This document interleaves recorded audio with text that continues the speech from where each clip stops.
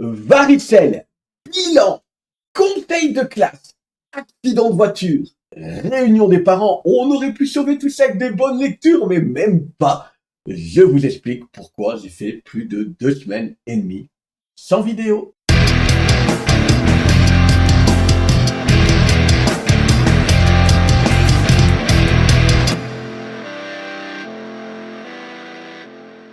Bonjour à toutes, bonjour à tous, bienvenue dans ce nouveau Read Club. Ça fait plus de 2 semaines et demie que je n'ai pas tourné une seule vidéo, mais qu'est-ce qui s'est passé? Eh bien, il y a eu tuile sur gros événements au boulot, gros moments qui font que généralement je tourne pas à ce moment-là, et tout s'est compilé. Tandis que la première semaine, j'ai commencé simplement avec ma petite qui a fait la varicelle. Alors, heureusement, rien de grave, hein, juste c'est Bouton, hein, elle le vivait encore assez bien, mais le problème c'est qu'elle était confinée à la maison pendant une semaine sans aller à l'école, ce qui fait que c'est compliqué de tourner avec une enfant qui a besoin de se dépenser, qui peut rester qu'à la maison. Vous comprenez bien. Sur ces mêmes semaines, ben, en Belgique, je suis aux enseignants et à la fin de chaque période, on doit faire passer des bilans aux élèves. Ben, c'était le moment des bilans et donc des corrections. Ils se sont suivis les conseils de classe. Et puis la deuxième semaine, elle était un peu plus calme, mais sauf que madame a eu un léger accident de voiture, rien de grave encore, un peu de tôle froissée, la voiture roulait encore très bien, mais il a fallu prendre des rendez-vous avec l'assurance, dans un garage avec un expert pour venir voir les dégâts, pour voir ce qui était pris en charge par l'assurance, etc. Et seulement faire réparer la voiture ici, début de semaine. D'ailleurs, c'est un bol énorme, je devais récupérer ma voiture fin de journée, je l'ai récupéré en matinée, ce qui me permet d'avoir dégagé un petit créneau pour vous faire une vidéo.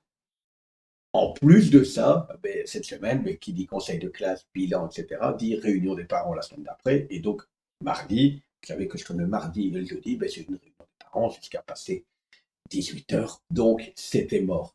D'ailleurs, la semaine prochaine, je vous le dis tout de suite, il n'y aura pas de vidéo, simplement parce que du mardi, du coup, je suis en formation et donc je termine ma journée un peu plus tard.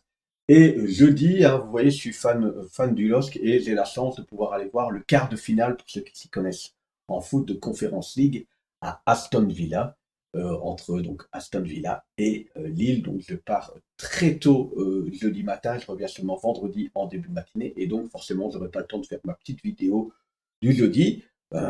Voilà. D'ailleurs, si vous aimez bien un peu le foot et l'ambiance de foot, je vous mettrai à la limite un lien. J'ai un compte TikTok qui parle de foot qui s'appelle La Footitude. Et donc, pour ceux qui aiment, allez faire un tour par là. Je présente des maillots de foot et des ambiances de foot. Et je fais ça que sur TikTok. Vous ne trouvez pas ça sur YouTube. C'est des formats très courts. C'est un peu un truc un peu plus fun avec moins de montage. Voilà. Dans toute cette affaire, on aurait pu se dire, j'ai du temps, un peu de temps pour lire, du coup, puisque je suis coincé à la maison un petit peu avec la petite. Eh bien non. Même en lecture, ça n'a pas été dingue. Des trucs que j'avais, des comics que j'avais achetés simplement parce qu'il y avait eu des reports dans mes commandes de chez Panini, hein, notamment l'omnibus Fantastic Four Hickman tome 2. Donc j'étais reparti à m'acheter ces trucs-là qui étaient un peu en retard, sur lesquels j'étais un peu en retard. Eh bien, je vous dis tout de suite, ça a été déception sur déception, comme ça, vous le savez. C'est assez rare sur la scène, vous direz, ah bon? Ouais, c'est assez rare sur la scène, mais voilà. Alors la première déception, allez, demi-déception, parce que j'ai l'impression que je n'en attends plus rien, c'est Joe Corse, hein, vous savez, la 4e série de l'univers de Spawn. Hein. Ici, le tome au scénario, on a Todd McFarlane, Sean Lewis, et au dessin, c'est Steven Segovia et Von Randall. Hein, donc au dessin, ça se laisse savourer. Hein. Donc, je vous rappelle, c'est la 4e série Spawn. Avec, je vous rappelle, on a King Spawn, prenons dans l'ordre. On a Spawn Renaissance, c'est la série classique qui a démarré milieu des années 90. Ensuite, on a King Spawn qui reprend aussi Al Simmons comme personnage central. On a Gunslinger Spawn avec un Spawn un peu western. Et on a Josh Corse. Alors, depuis le début, et je le sentais arriver, et ça se sent de plus en plus, en fait, je ne sais plus, quand je lis un des tomes, à quoi ça se raccroche, si ça avait été expliqué par exemple, là c'est Scorpion 3, est-ce que ça avait été expliqué dans le 2, ou est-ce qu'en fait c'est une référence à King Spawn, à Spawn Renaissance, tout est trop imbriqué dans cet univers et toutes les séries se ressemblent très fort. À part peut-être Gunslinger Spawn, mais entre Spawn Renaissance, King Spawn et sur Scorch, tout est emberlificoté, j'ai envie de dire, c'est compliqué. Alors, Delcourt fait du bon travail d'édition. Par contre, est-ce que ça valait pas la peine de faire Spawn Universe avec les épisodes de l'une et l'autre série bien imbriqués dans le champ de lecture, un peu comme ça se fait sur X-Men, vous voyez? Parce que là, en fait, le problème, c'est que, imaginons, on a Spawn Renaissance, je ne sais plus, c'est tome 12 ou 13. On a King Spawn tome 3. On a Gunslinger tome 3 et Scourge tome 3. Et il y a des épisodes qui se font référence l'un à l'autre avec des événements. Ça sort une fois quasiment tous les mois. C'est-à-dire que le Scourge précédent était peut-être sorti il y a 4-5 mois. Ce qui fait que sur la longueur, de temps en temps, on perd déjà un peu le fil. Ça aide en relisant de dire ah oui, c'est vrai, il s'était passé ça. Mais sauf que là, ça fait ça sur 4 séries. Et des fois, peut-être que le premier épisode qui est là-dedans était sorti aux États-Unis en parallèle de celui de Spawn Renaissance, en parallèle de celui de Gunslinger, en parallèle de celui de King Spawn. Donc eux, ils ont le truc, ils ont la vue constamment tous les mois. Et ils avancent avec les 4 séries tous les mois. Nous, non. Tout d'un coup, on a ici, on a quand même épisode 13 à 18, donc 13, 14, 15, 16, 17, 18, 6 épisodes. Pour un prix quand même super démocratique, on doit être à 17-18 euros. Mais le problème, c'est que ces 6 épisodes-là sont quasiment en parallèle de 6 épisodes dans chaque tome, dont un qui date d'au moins 4-5 mois. Je vous dis, je vous avoue, j'ai peur des nouvelles séries, j'en avais fait une vidéo, des nouvelles séries qui vont arriver de sport. Si c'est imbriqué comme ça, ils vont me perdre à coup sûr. Ensuite, je vous l'avais dit, je vous l'avais déjà présenté, je vous l'avais dit, moi, Batman Terre 1, j'ai vraiment bien aimé. Donc Terre 1, pour ceux qui ne connaissent pas, c'est un univers parallèle où on reprend, on retravaille la série pour en faire quelquefois vraiment quelque chose de très différent. Euh, la meilleure série pour moi reste Batman Terre 1, où il y a 3 tomes, 3 tomes, Batman Terre 1. Voilà. J'avais lu Superman Terre 1, tome 1, j'avais bien aimé le Wonder Woman moyen, moyen. Il y a un personnage quand même que j'adore dans l'univers ici, c'est Green Lantern. Et donc, les Green Lantern Terre 1, il y a 2 tomes. Vous avez le premier tome ici et le tome 2 qui est ici. Et donc, c'est le même principe, hein. Ça reprend l'univers de Green Lantern pour en refaire quelque chose d'autre. Revisiter totalement le mythe, et ça permet notamment, potentiellement, on le voyait dans Batman, de tuer des personnages qu'on ne va pas réutiliser parce que c'est pas visé à être une série à long terme. Euh, pour Peut-être pour faire un parallèle, c'est un peu le même principe pour les fans de Batman que Batman White Knight, euh, par exemple. Sauf que, voilà. Sauf que, ici au scénario, on a Corinna Bechko et Gabriel Hartmann, et au dessin, on a Gabriel Hartmann. Alors, au dessin, ça donne quelque chose comme ça. Comme ça, vous voyez. Hop, ça, je vais garder de côté. Des choses comme ça. Et je monte juste dans le tome 1.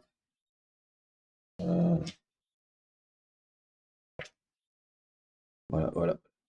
Alors, qu'est-ce qu'on retrouve ici?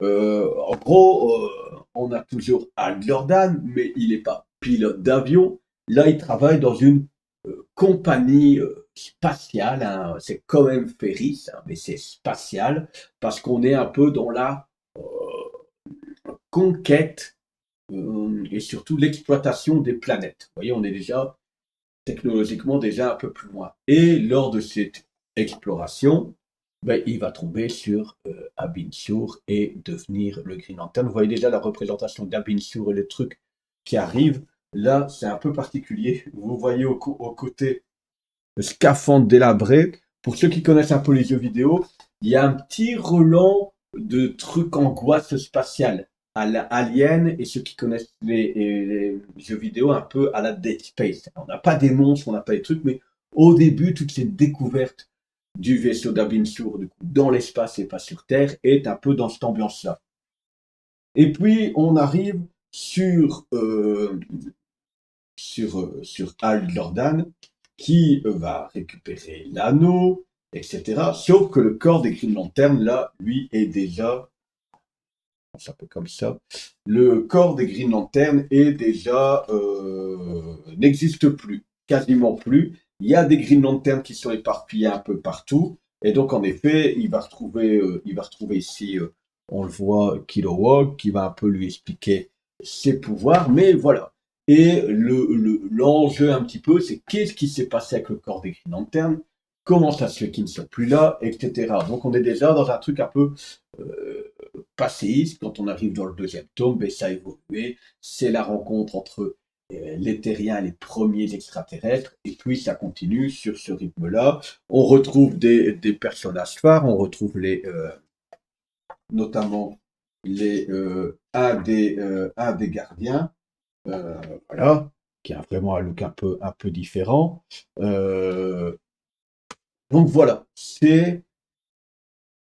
moi ce qui me dérange dans ce titre, encore une fois, c'est pas mauvais, je pense qu'il y a peut-être des gens qui vont prendre du plaisir, mais c'est décevant parce qu'on ne trouve pas je trouve le côté épique galactique. Pour moi, les gardiens de la galaxie, le gardien de la galaxie, les Green Lantern, c'est euh, c'est un peu un mix entre le Seigneur des Anneaux et Star Wars. Vous voyez, c'est euh, des peuples, des armées différentes qui se rencontrent de temps en temps, qui donnent une histoire dans un univers ultra cohérent et énorme. Green Lantern, ça pourrait vraiment être un univers. On pourrait avoir Marvel, DC et Green Lantern tellement que c'est gros avec les couleurs différentes des Green Lantern, tout ça, on ne retrouve pas les couleurs différentes des Green Lantern, les différentes couleurs d'émotion, on ne retrouve pas. Et je trouve qu'on perd le côté épique et univers gigantesque.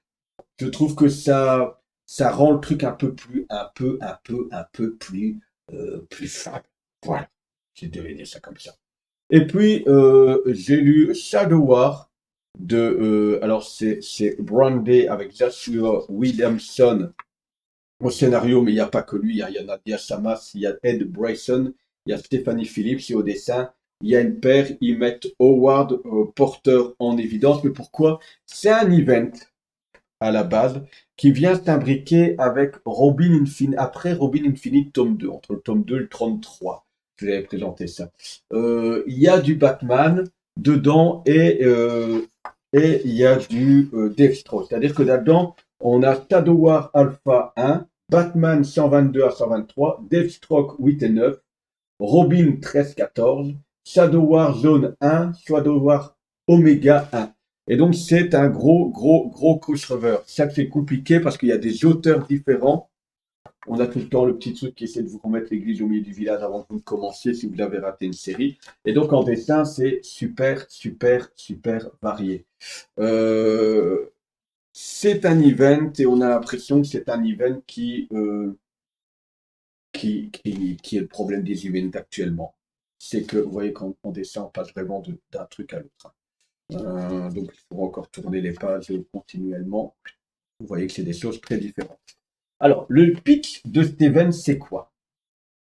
euh, Ra's al Ghul se fait assassiner à un moment où il décide de se rendre à la justice avec sa fille. Il est devant le palais de justice. Bing, il se fait shooter d'une balle dans la tête. Le coupable semble être Deathstroke. Ok. Et donc s'enchaîne une énorme guerre entre les parties de Talia al Ghul. Hein, il y a tellement de noms maintenant là-dedans. La, la Ligue des Ombres, Deathstroke et Batman et Robin qui se retrouvent en même temps. Au moment où on est là, Batman et Robin ne se sont disputés suite à la mort, on peut le dire maintenant, d'Alfred. Ils se sont un petit peu, Robin, c'est un petit peu, Damian Wayne s'est écarté de lui. Et donc voilà, on retrouve tout ça. Et donc on se dit, punaise, il y a un poids de la passation, il y a un poids de la succession, puisque Deathstroke a aussi un fils qu'il a recueilli, bidule machin, il y a sa fille, il y a Damian, qui est la relève de Batman, mais aussi la Ligue des Ombres, la Ligue des Assassins, etc. Enfin, toute cette affaire-là. Donc il y a vraiment de quoi faire un beau terrain de jeu avec ce tout d'un coup Deathstroke. Pourquoi Deathstroke a été assassiné, Ra's al Ghul, tout d'un coup, il n'y a pas de raison, il n'y a pas de...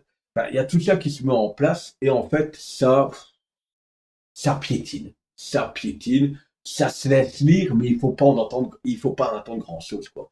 Un peu comme beaucoup de séries là, Batman, c'est un event qui se veut sûrement grand spectacle, euh, mais c'est un event qui n'amène pas grand chose. C'est-à-dire que le problème père-fils que les différents protagonistes pourraient retrouver, hein, les différents pères de la série avec les différents fils de la série, je trouve ça très peu exploité et finalement même la mort de Ra's al Ghul passe très vite au second plan. Ah ouais, mais peut-être Ra's al Ghul est potentiellement mort.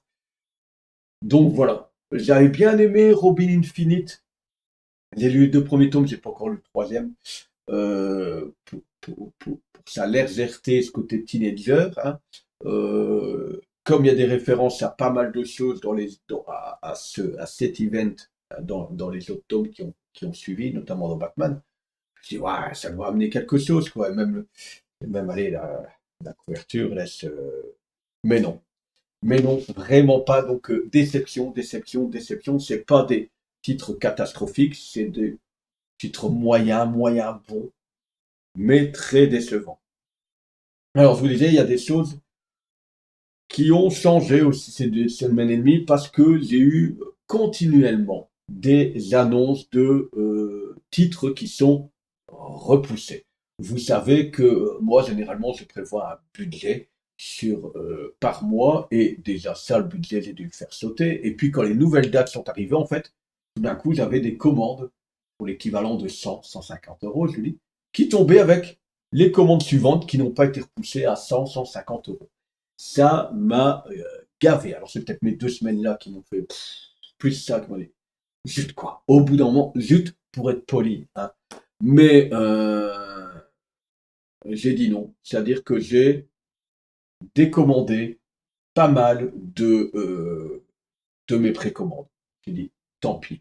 J'étais parti sur même une version un peu collector du Punisher avec Keketo, avec une représentation, je ne sais plus ce que c'était dedans, un exhibris ou quoi, qui a encore pris du retard, qui s'est encore redécalé dans ma commande quand ça devait arriver.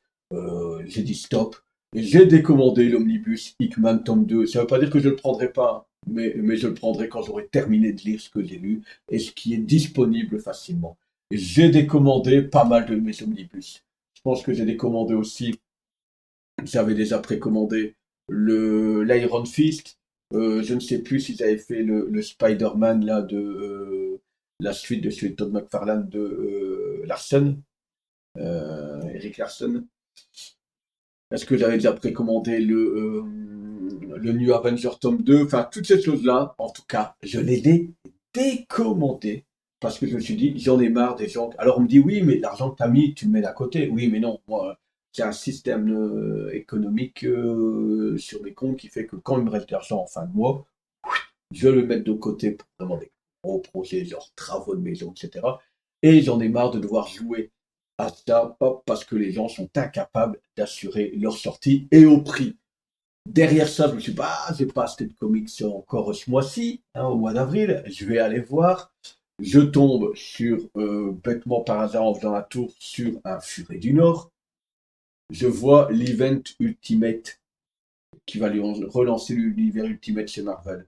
4 épisodes, 22 balles, parce que ceux-là, on les sort en gros cartonné. Il y a 4 épisodes dedans. Non. Et j'ai vu, alors là, j'achèterai plutôt sûrement plus tard à un moment donné, attendre s'il apparaît pas en occasion. Le Batman Nocturne, tome 3, pareil, 28 balles. C'est-à-dire que actuellement, on veut dire de la continuité, il faut entre les... euh, allez, comment ils appellent ça maintenant? Les down-off, là, où on est obligé, on n'a plus le choix des séries qu'on lit, où tout est dedans, et c'est pas comme là, hein, quand on lit un Batman, où il y a à un moment donné un épisode qui est remis dedans d'une autre série parce que ça aide à contextualiser. Là, non. Là, non. Et donc, c'est pareil, hein. J'ai vu les down-off, Teen Titan, ça me fait envie, mais il paraît qu'il y a une série qui est bof sur les deux. Shazam, on me dit ouais, oui, non, oui, c'est cool, la moitié est cool. Oui, les Superman peut-être, oui, là. Et puis derrière, j'ai vu, là aussi Green Arrow, ça fait longtemps qu'il n'y a plus la continuité Green Arrow disponible. Avec Black Canary, je me dis, moi j'ai envie de dire Green Arrow. Black Canary, si c'est bon, chute, et puis c'est 30 balles. C'est 30 balles. Oui, il y a le nombre de pages, mais j'en ai ras la casquette. Et qu'est-ce qui s'est passé? Oui, je claque des bics. Je claque des bics. Je claque des bics. C'est que en allant faire mes courses à un petit carrefour, il y avait des options sur des mangas. 2 plus un gratuit. 2 plus un. J'en achète 2, j'en ai un gratuit. Vous imaginez? J'étais en train de me dire, il me manque pas mal de Bleach, par exemple. Si je voulais compléter mes Bleach, pour 70 balles, je me retrouvais avec je ne sais plus combien de numéros, quoi. Mais c'est simple, 10 numéros, je me trouvais avec 15 bouquins pour 70 balles. Et du coup, il y a des séries comme ça qui étaient sorties en manga. Je fais, tiens, je ne les ai jamais lues. Je claque des doigts, je claque des bics. En tout cas, donc j'ai 3 séries où j'ai pris les 3 premiers tomes. Donc les 3 premiers tomes de Sakamoto D. Ça, j'ai lu le premier tome. Pour l'instant, j'aime bien. Faut voir comment ça évolue. C'est un chouette premier tome. Sakamoto D, c'est quoi? Mais Sakamoto, c'est lui. C'est un petit épicier, sauf qu'il a été un tueur à gages, un des plus grands tueurs à gages de l'époque. Et donc, il y a ce personnage qui s'appelle Shin qui vient le retrouver en disant, tu sais, on ne sort pas aussi facilement du boulot de tueur à gages. Ils ont simplement rencontré une femme qui l'a fait totalement décrocher de ce job de tueur à gages. Et là, il a une épicerie, il a une femme, mais sauf que après 5 ans, les gars, ça y est, les autres vont venir un peu foutre le boxon. Donc, il y a une originalité dans les personnages. Par exemple, ce film, lui, son talent, c'est qu'il est capable de lire un petit peu, alors pas, il capte comme il explique lui-même, il capte les pensées des autres comme une radio. Et donc, il sait lire dans les esprits des gens. Et donc, par exemple, avec Sakamoto, il parle pas, tout se passe dans la tête.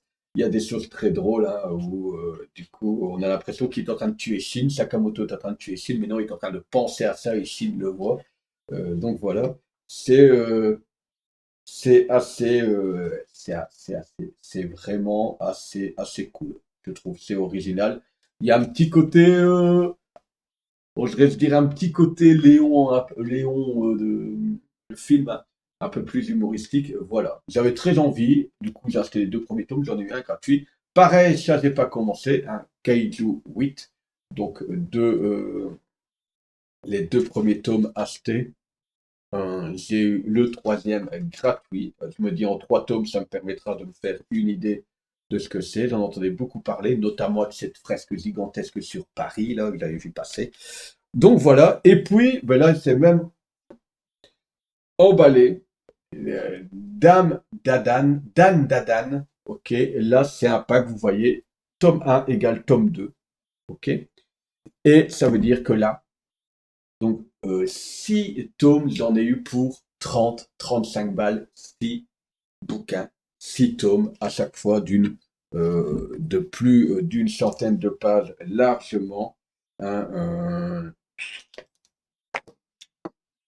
prenez-en de la graine, messieurs des comics. Donc voilà, ça fait très longtemps que j'ai plus relu du comics. J'avais repris un petit peu avec, j'allais dire Nicky Larson pour les vieux, mais City Hunter, la Perfect Edition. Je vais sûrement du coup les compléter aussi tout doucement, parce que là aussi, on est à des prix en dessous du prix du comics. Oui, mais c'est du noir et blanc. Oui, mais ouais, à un moment donné, c'est bon, quoi. C'est bon, on a envie de traire jusqu'au bout. Moi, tout doucement, je décroche. Je vous dis pas que j'arrêterai de lire le comics, hein, mais je vais vraiment plus sélectionner, vraiment plus attendre de, l'occasion en termes de comics. Et donc, vous aurez sûrement un peu plus de manga. Aussi, Okoto, Okuto no Ken, j'ai pris en perfecte édition. Du coup, je vais sûrement compléter ça tout doucement aussi à l'occasion. Donc voilà, vous voyez, 2 semaines et demie sans être là, il y a beaucoup de choses qui changent. Si vous êtes là pour la première fois, eh bien, bonjour, ici c'est le Read Club. Généralement, je râle un peu moins, hein. Franchement, vous pouvez euh, me conforter dans cette idée-là, s'il vous plaît, dans les commentaires. Oui, il y a eu beaucoup de changes, hein, donc bienvenue, n'hésitez pas à vous abonner. Merci, comme d'habitude, à ceux qui lâchent un petit like, à ceux qui partagent, c'est vraiment très important. Euh, Là, à tel point, je ne vais même pas vous mettre les références en description. Vraiment, vraiment pas. Et donc, la prochaine fois, à mon avis, je viendrai vous parler un peu plus de peut-être de ceci. Je suis aussi occupé, mais je n'en sors pas en comics. Je suis, mais c'est simple, il me reste 2 comics à lire, c'est 2 omnibus. Je suis sur le Fantastic Four de Byrne. C'est du mal, c'est du mal. Je m'accroche. J'essaie de lire au moins une issue par jour quand je peux. C'est c'est lourd, c'est trop de blabla pour très peu d'action. Tout est décrit comme d'habitude. Et j'ai aussi le X Factor là, que j'avais acheté et que je n'ai toujours pas commencé. Donc voilà, on se dit à tout bientôt pour un prochain Read Club. Ciao, ciao.